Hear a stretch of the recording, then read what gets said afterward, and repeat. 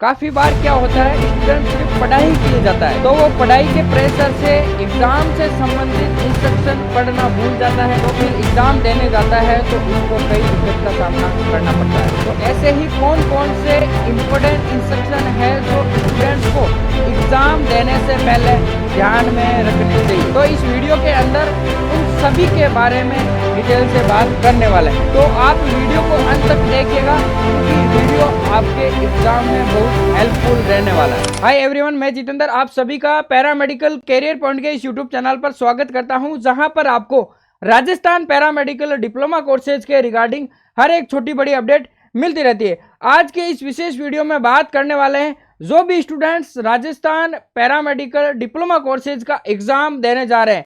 मैं यहाँ पे चाहे फर्स्ट ईयर का स्टूडेंट हो या फिर सेकेंड ईयर का या फिर वो मेन एग्जाम दे रहा हो या फिर रिमांडेड एग्जाम, सभी के लिए ये वीडियो इंपॉर्टेंट रहने वाला है क्योंकि कुछ दिशा निर्देश है जो काउंसिल की ओर से जारी हो रखे हैं, वो आपको अवश्य रूप से ध्यान में रखने चाहिए। एग्जामिनेशन सेंटर से लेके एग्जाम में बैठने तक या फिर जो आपकी एग्जाम कॉपी है उसमें आंसर राइटिंग के तरीके को लेकर सारी डिटेल से आपको इसमें मिलने वाली है। तो देखिए, उससे पहले देख लीजिएगा, कोई भी आपका डाउट्स हो किसी भी कोर्स के सिलेबस के रिगार्डिंग या फिर किसी के एग्जाम से रिलेटेड, तो आप दिए गए नंबर से कांटेक्ट करके जो भी आपका डाउट्स है वो क्लियर कर सकते हैं। और देखिए, जितनी भी पैरामेडिकल के रिलेटेड इन्फॉर्मेशन होती है, सिलेबस होता है, जो भी हमारी क्लास होती है यूट्यूब वगैरह की, तो उसकी पीडीएफ है जो आपको हमारे इस टेलीग्राम पे मिलेगी, तो टेलीग्राम आप अवश्य ज्वाइन करें। अब मैं यहाँ पे बात करने वाला हूँ राजस्थान पैरामेडिकल डिप्लोमा कोर्सेज परीक्षार्थी के लिए परीक्षा संबंधित आवश्यक दिशा निर्देश।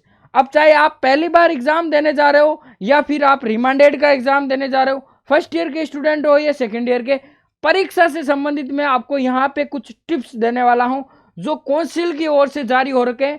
यहाँ पे टोटल 20 पॉइंट दे रखे हैं, उनमें से मैं कुछ पॉइंट की यहाँ पे चर्चा करने वाला हूँ जो आपके लिए वेरी इंपॉर्टेंट है और एग्जाम से पहले वो आपको जरूर से ध्यान में रखने चाहिए। देखिए, जितने भी स्टूडेंट्स हैं, मेन हो चाहे आपका रिमांडेड एग्जाम हो, अब देखिए यहाँ पे सबसे पहला पॉइंट है कि जितने भी आपके पेपर है वो अलग अलग पेपर है, उसका आपको टाइम टेबल को जरूर में ध्यान में रखना है। अलग अलग कोर्सेज के अंदर आपका अलग अलग सब्जेक्ट है और उसी के अकॉर्डिंग आपका टाइम टेबल जारी हुआ। तो टाइम टेबल में देखिए, सभी के लिए एक आपका जो सब्जेक्ट है वो कॉमन है, कई सब्जेक्ट भी कॉमन हो सकते हैं, तो टाइम टेबल का आपको अवश्य रूप से ध्यान रखना है और उसी के अकॉर्डिंग आपका एग्जाम होगा, उसी के अकॉर्डिंग आपको एग्जाम देना है। अब आगे बात कर लेते हैं पेपर की। जब भी आपको एग्जाम के अंदर पेपर मिलेगा, उस पेपर को आपको भली भांति रीड कर लेना है। कोई भी मिस्टेक हो, कोई भी उसमें क्वेश्चन मिस हो, तो आपको तुरंत जो भी आपका वीक्षक है उसको आपको बताना है, जो भी आपके सेंटर पे उपस्थित अध्यापक है उसको उसके बारे में बताना है। आगे बात कर लेते हैं थर्ड पॉइंट की। तो यहाँ पे देख सकते हैं जो भी यहाँ पे दे रखा है कि वो आपका एग्जामिनेशन सेंटर इतने देर पहले खुलेगा, वो सारी चीजें, लेकिन यहाँ पे आगे देख सकते हैं आप, परीक्षा समाप्त होते ही जो आपका एग्जाम कॉपी है वो आपका जो निरीक्षक इंचार्ज है उसको आपको अवश्य रूप से सौंप देना है। परीक्षा भवन से बाहर नहीं जाना चाहिए। कई बार स्टूडेंट्स क्या करते हैं कि जो आपकी एग्जाम कॉपी है, आपने एग्जाम कंप्लीट दिया, आपका टाइम कंप्लीट हुआ, आप अपनी एग्जाम कॉपी को जो आपकी सीट है वहीं पे आप उसको छोड़ देते हैं कि जो आपका निरीक्षक है वो खुद ले लेगा। आपको स्वयं से ये आपकी जिम्मेदारी रहती है कि आप अपने विक्षोभ को जो आपकी कॉपी है वो आप वहाँ पे सौंप के आए। इसके बाद बात कर लेते हैं जो भी नेत्रहीन स्टूडेंट्स है उनको जो भी है 1 घंटे का एक्स्ट्रा समय दिया जाता है, यानी 3+1, यानी उनको 4 आवर्स का आपके टाइम मिलता है। आगे अगर मैं 4 नंबर पॉइंट की बात करूं तो जो भी आपकी एग्जाम कॉपी है, जो भी आपको वहां पे सीट अलॉट होती है, यानी जहां पे आपको बैठना है जिस रूम में, वो सारी डिटेल आपको पहले चेक कर लेनी है। आपको अपनी सीट पे ही बैठना है यहाँ पे, और उस पर आपको रोल नंबर वगैरह सारी डिटेल आपको वहाँ पे अंकित मिलेगी। आगे चलिए बात कर लेते हैं जो भी स्टूडेंट सोच रहे हैं कि मैं तो नकल कर लूंगा या मैं चीट वगैरह लेके जाऊंगा, तो उनके लिए भी यहाँ पे देखिए काउंसिल की ओर से दिशा निर्देश जारी हो रखा है।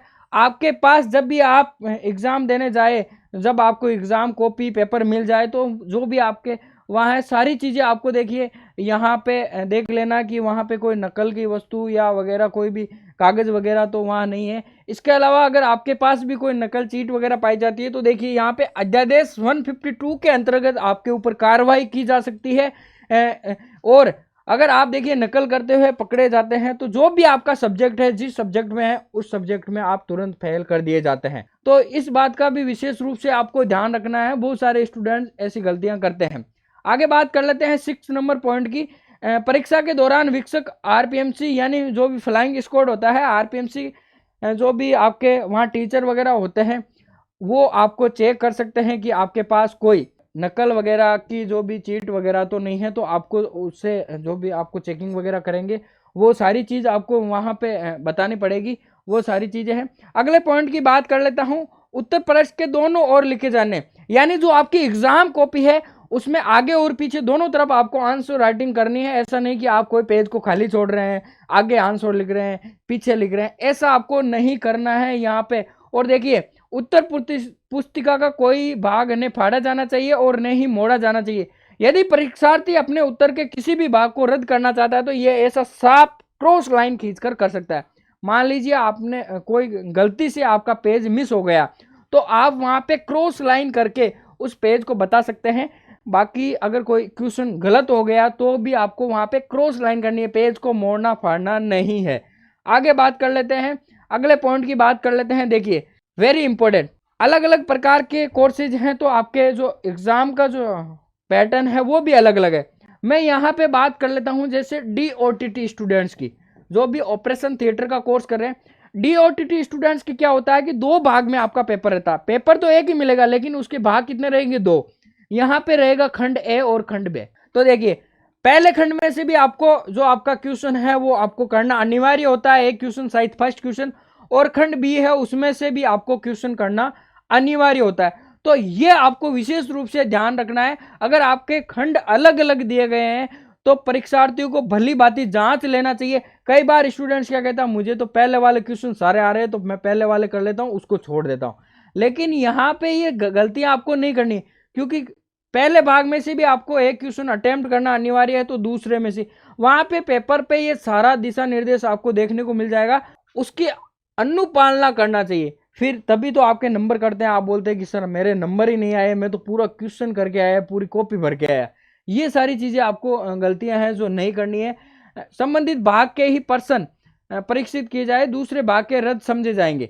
परीक्षार्थियों को उत्तर पुस्तिका पर लिखे गए खंड ए तथा खंड बे के अनुसार उस भाग से उसी खंड को उत्तर पुस्तिका में हल करने चाहिए। अगर आप खंड बे का क्वेश्चन हल कर रहे हैं तो वहां पे साफ क्लियर लिखे पहले और उस क्वेश्चन का जो भी नंबर वगैरह है वो लगाए, तो ही आगे आपका जो एग्जामिनर है वो सही से आपकी कॉपी है वो चेक कर पाएगा। अब यहाँ पे आ जाती है आपके मीडियम की बात कि सर मैं हिंदी में लिखूं इंग्लिश में। देखिए यहाँ पे दे रखा है प्रश्नोत्तर के लिए हिंदी, अंग्रेजी या संस्कृत माध्यम जो भी स्वीकृत है। काउंसिल का ऑफिशियल नोटिफिकेशन जारी हो रखा है, एक अलग से वीडियो में हम बात भी कर लेंगे। आप हिंदी या फिर इंग्लिश या फिर बहुत लैंग्वेज में आप जो आपका आंसर राइटिंग है वो कर सकते हैं। संस्कृत तो यहाँ पे आता ही नहीं है, हिंदी इंग्लिश ही होगा, लेकिन ध्यान रखें प्योर हिंदी आप यूज नहीं कर सकते हैं। परीक्षार्थी यदि अपने उत्तर संख्या सही अंकित नहीं करते हैं तो प्रत्येक प्रश्न पर 1 नंबर के हिसाब से आपका जो नंबर है वो काटा जाएगा। आपने क्वेश्चन पूरा सही किया है, 5 नंबर का क्वेश्चन है, एक मान लीजिए 5 नंबर का क्वेश्चन है ए नंबर, और उसको आपने जो क्वेश्चन नंबर है वो सही नहीं लगाया तो आपका 1 नंबर पहले से कट चुका है उसके अंदर। तो क्वेश्चन नंबर का भी आपको विशेष रूप से ध्यान रखना है। और देखिए जो भी आपकी उत्तर पुस्तिका है उस पर रोल नंबर जितना भी विवरण है वो आप सारी जगह निश्चित स्थान पर सही लिखे। गलती भी हो जाए तो जो भी आपका एग्जामिनर है वहां पे उसको ये सारी चीजें बताए जिसमें उसी टाइम आपका करेक्शन हो सके। चलिए अगले पॉइंट की बात कर लेते हैं। सभी परीक्षार्थियों को स्वयं की लेखनी में लानी होगी ग्राफ ड्राइंग, ये आगे आपके डायग्राम वगैरह की बात हो सके तो आप जो आपका डायग्राम है वो पेंसिल से ही बनाएं। और देखिए यहाँ पे पेन वगैरह के लिए भी क्लियर दे रखा है। परीक्षार्थियों परीक्षा केंद्र के अधीक्षक द्वारा दिए गए समस्त निर्देशों का अनुपालना परीक्षार्थी को करना चाहिए। जो भी आपका एग्जामिनेशन सेंटर है वहां पे जितने भी दिशा निर्देश वगैरह दे रखे हैं, जो भी आपका केंद्र अधीक्षक द्वारा जारी किए गए सारे आपको दिशा निर्देश फॉलो करने। परीक्षार्थियों को प्रवेश पत्र मांगे जाने पर दिखाया जाना चाहिए आपका प्रवेश पत्र। ये सारी चीजें हमने बात कर ली है। आपका प्रवेश पत्र हो गया, आपका identity card, college identity, dress code, ये वीडियो आ गया है तो वो आप देख ले। ये सारी चीज़ें आपको फॉलो करनी है, नंबर लाने हैं तो ये सारी चीज़ें फॉलो करनी ही पड़ेगी। परीक्षा हॉल में धूम्रपान एवं अन्य मादक पदार्थ वर्जित है, ये सारी चीज़ें तो एडिशनल हो गई। अब आगे बात कर लेते हैं मेन पॉइंट की। देखिए, आप आंसर राइटिंग कर रहे हैं और आपका पेन आप चेंज कर रहे हैं, यानी अलग अलग पेन से अगर आप आंसर राइटिंग कर रहे हैं तो उसके लिए भी आपका एक दिशा निर्देश है। यदि परीक्षार्थी प्रश्न पत्र उत्तरित करते हुए स्याही बदलता है, यानी आप अपनी जो पेन का कलर है वो चेंज कर रहे हैं, आपने पहले ब्लू पेन से जो आपका आंसर राइटिंग किया है, अब आप अलग पेन से आपका आंसर राइटिंग कर रहे हैं, तो उस टाइम आपको जो आपका निरीक्षक है उसको बताना है, क्योंकि वहाँ पे आपके जो काउंसिल की सील है वो वहाँ पे अटेस्ट होती है, जिससे कि आगे एग्जामिनर को पता चले कि यहाँ पे स्टूडेंट्स ने स्याही चेंज की है, यानी पेन चेंज किया है। परीक्षा नियंत्रक की हस्ताक्षर सील मुद्रित करेगा, जैसा मैंने आपको बता दिया है। परीक्षार्थियों को यह भली बात जांच लेना चाहिए कि यदि वे किसी प्रश्न पत्र के उत्तर एक बार से अधिक लिखते हैं तो ये अपराध धोखाधड़ी के समान समझा जाएगा। खुद को ओवर इंटेलिजेंट ना समझे, एक क्वेश्चन का एक ही बार आंसर करे, ये नहीं कि ये तो मैंने पहले कर दिया पीछे और कर देता हूँ 2 बार नंबर आ जाएंगे।